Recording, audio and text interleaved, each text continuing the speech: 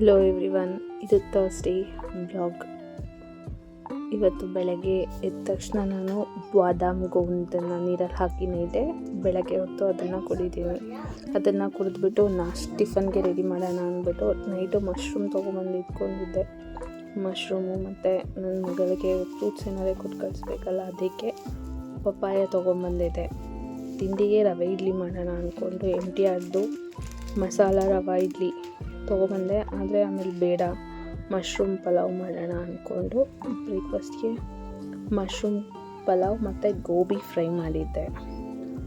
ಬೆಳಗ್ಗೆನೇ ಆಫೀಸ್ಗೆ ಹೋಗ್ಬೇಕಲ್ಲ, ಬೇಗ ಬೇಗ ಎಲ್ಲ ರೆಡಿ ಮಾಡಿ ನಾನು ರೆಡಿಯಾಗಿ ನನ್ನ ಮಗಳಿಗೆ ಲಂಚ್ ಬಾಕ್ಸ್ ರೆಡಿ ಮಾಡಿದೆ. ಲಂಚ್ ಬಾಕ್ಸ್ ರೆಡಿ ಮಾಡಿ ಅವಳಿಗೆ ಇವತ್ತು ಚಿಲ್ಡ್ರನ್ಸ್ ಡೇ ಇತ್ತು, ಅದರಿಂದ ಕಲರ್ ಡ್ರೆಸ್ ಇತ್ತು. ಅವಳನ್ನ ಸ್ಕೂಲಿಗೆ ಕಳಿಸಿ ನಾನು ಆಫೀಸ್ಗೆ ರೆಡಿಯಾಗಿ, ಇವತ್ತು ಆಫೀಸಲ್ಲಿ ನನ್ನ ಫ್ರೆಂಡು ಗೃಹ ಪ್ರವೇಶ ಇತ್ತು, ಅಲ್ಲಿಗೆ ಹೋಗಬೇಕಾಗಿತ್ತು. ಅದಕ್ಕೆ ರೆಡಿ ಆಗಿಬಿಟ್ಟು ನಾನು ಆಫೀಸ್ಗೆ ಹೊರಟೆ. ಟೈಮ್ ಆಗಿಬಿಟ್ಟಿತ್ತು, 9:15 ಆಗಿಬಿಟ್ಟಿತ್ತು. ಅಷ್ಟರಲ್ಲಿ ಮನೆಯೆಲ್ಲ ಕ್ಲೀನ್ ಮಾಡಿ ಅಲ್ಲಿಂದ ಆಫೀಸ್ ಬರೋಷ್ಟರಲ್ಲಿ 9:30 ಕರೆಕ್ಟಾಗಿ ಆಗಿತ್ತು. ಆಫೀಸಿಗೆ ಬಂದು ಲಾಗಿನ್ ಆಗಬೇಕಾಗಿತ್ತು. ಲಾಗಿನ್ ಆಗಿ ಒಂಚೂರು ನನ್ನ ಹೆಡ್ಸೆಟ್ ಹಾಳಾಗಿಬಿಟ್ಟಿದ್ದು, ಅದಕ್ಕೆ ಕೆಳಗಡೆ ಆಫೀಸ್ಗೆ ಹೋಗಿ ನಾನು ಹೆಡ್ಸೆಟ್ ನೋಡುತ್ತಿದ್ದೆ.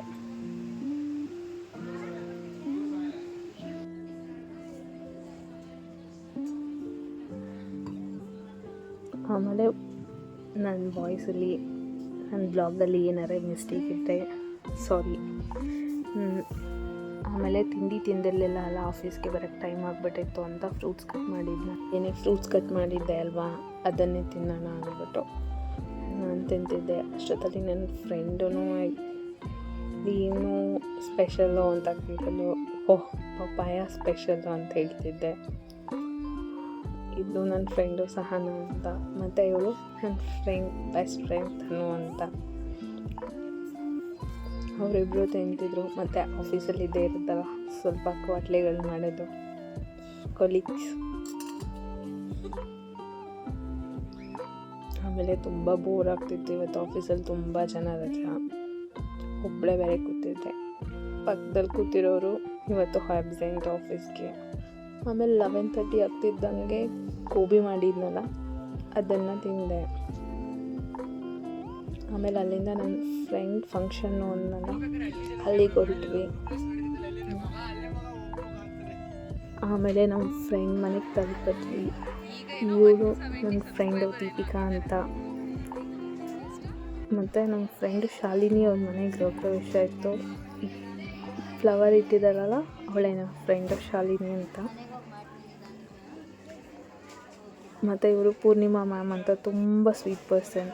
ಆಮೇಲೆ ಮಳೆ ಬರ್ತಿತ್ತಲ್ಲ, ಆಮೇಲೆ ಸ್ವಲ್ಪ ಲೇಟ್ ಆಯಿತು. ಊಟಕ್ಕೆ ಕೂತ್ಕೊಂಡು ಅವ್ರ ಅಮ್ಮ ಅಪ್ಪ ಎಲ್ಲರ ಜೊತೆನೂ ಮಾತಾಡಿಸ್ಕೊಂಡು ಅಲ್ಲಿಂದ ಹೊರಟ್ವಿ ಆಫೀಸ್ಗೆ.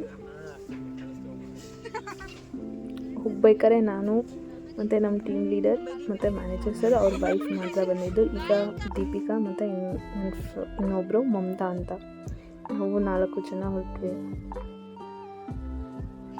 ಅಲ್ಲಿಂದ ಆಫೀಸ್ ಬಂದ್ವಿ.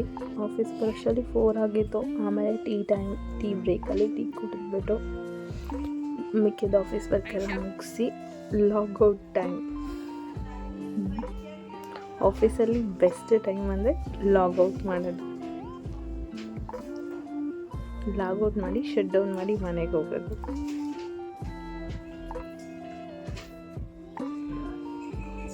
ಹೊರಡೋ ಟೈಮಲ್ಲಿ ಎಲ್ಲ ಒಂದು ಸ್ವಲ್ಪ ನನ್ನ ಫ್ರೆಂಡು ಚಂದನ ಅಂತ ತಲಾಟೆ ಮಾಡ್ತಿದ್ಲು. ಹೊರಗಡೆ ಬರೋಷ್ಟರಲ್ಲಿ ನೈಟ್ ಆಗಿಬಿಟ್ಟಿತ್ತು. 6:20ಗೆ ಫುಲ್ಲು ಕತ್ಲೆ. ಎಲ್ಲ ಆಮೇಲೆ ಬ್ಲಾಗ್ ಮಾಡ್ತಿದ್ದೀರಾ ಅಂತ ರೇಗಿಸ್ತಿದ್ರು.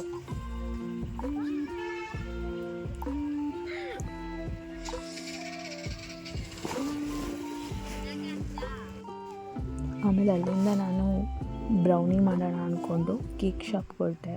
ಒಂಚೂರು ಡಾರ್ಕ್ ಚಾಕ್ಲೇಟ್ ತೊಗೋಬೇಕಾಗಿತ್ತು. ಈ ಪ್ಲೇಸು ಮೈಸೂರಲ್ಲಿ ಒಂಥರ ಹಿಡನ್ ಜೆಮ್ ಥರ. ಈ ಪ್ಲೇಸಲ್ಲಿ ಪ್ರತಿಯೊಂದು ಕೇಕ್ ಐಟಮ್ ಸಿಗುತ್ತೆ. ಈ ಐಟಮ್ ಸಿಗಲ್ಲ ಅಂತ ಹೇಳೋಂಗಿಲ್ಲ. ತೊಗೊಂಡು ಮನೆಗೆ ಬಂದೆ. ಅಷ್ಟೊತ್ತಲ್ಲಿ ನನ್ನ ಮಗಳು ಬಂದಿದ್ಲಲ್ಲ ಸ್ಕೂಲಿಂದ, ಯಾಕೆ ಲೇಟ್ ಆಯಿತು ಅಂತ ಕೇಳ್ತಿದ್ಲು. ಆಮೇಲೆ ರೆಡಿಯಾಗಿ ಡ್ರೆಸ್ ಚೇಂಜ್ ಮಾಡಿಕೊಂಡು ಬ್ರೌನಿ ಮಾಡೋಣ ಇವತ್ತು, ನಾಳೆ ಸ್ನ್ಯಾಕ್ಸಿಗೆ ಕೊಟ್ಟು ಕಳ್ಸೋಕ್ಕೆ ನನ್ನ ಮಗಳಿಗೆ ಅಂತ ಬ್ರೌನಿ ತೊಗೊಬಂದಿದ್ನಲ್ಲ ಅದೆಲ್ಲ ತೊಗೊತಿದ್ದೆ. ಮೆಷರ್ಮೆಂಟ್ ಕಪ್ಪಲ್ಲೆಲ್ಲ. ಮತ್ತು ಬ್ರೌನಿ ಮಾಡೋದಕ್ಕೆ ಬೇಕಿಂಗ್ ಟ್ರೇ ಇರಲಿಲ್ಲ, ಅದಕ್ಕೆ ಬೇಕಿಂಗ್ ಟ್ರೇ, ಬಟರ್ ಪೇಪರ್ ಮತ್ತು ಡಾರ್ಕ್ ಚಾಕ್ಲೇಟ್ ಬೇಕಿಂಗ್ ಐಟಮ್ಸ್ ತಂದಿದ್ದೆ. ಆಮೇಲೆ ಬ್ರೌನಿ ಬ್ಯಾಟರ್ ರೆಡಿ ಮಾಡಿ ಅದನ್ನು ಬೇಕ್ ಮಾಡೋಕ್ಕಿಟ್ಟೆ. ಫಸ್ಟ್ ಒಂದು ಬ್ಯಾಟರ್ ನಾರ್ಮಲ್ ಚಾಕ್ಲೇಟ್ ಬ್ರೌನಿ ಮಾಡಿದ್ದೆ. ಸೆಕೆಂಡ್ ಬ್ಯಾಟರ್ ಬಂದು ಡ್ರೈ ಫ್ರೂಟ್ಸ್ ಬ್ಯಾಟರ್ ಮಾಡಿದ್ದೆ. ಫಸ್ಟ್ ಬ್ಯಾಟರು ಚೆನ್ನಾಗಿ ಬಂದಿತ್ತು, ಬಟ್ ಒಂಚೂರು ಶುಗರ್ ಕಮ್ಮಿ ಆಗಿತ್ತು. ಅದರಿಂದ ಸೆಕೆಂಡ್ ಬ್ಯಾಟರ್ ಒಂಚೂರು ಶುಗರ್ ಹಾಕಿ ಬೇಕ್ ಮಾಡಿದೆ. ಆಮೇಲೆ ಡಿನ್ನರ್ ಮುಗಿಸಿ ಒಂದು ಸ್ವಲ್ಪ ವಾಕಿಂಗ್ ಮಾಡಿ ಮಲ್ಕೊಂಡ್ವಿ. Thank you for watching.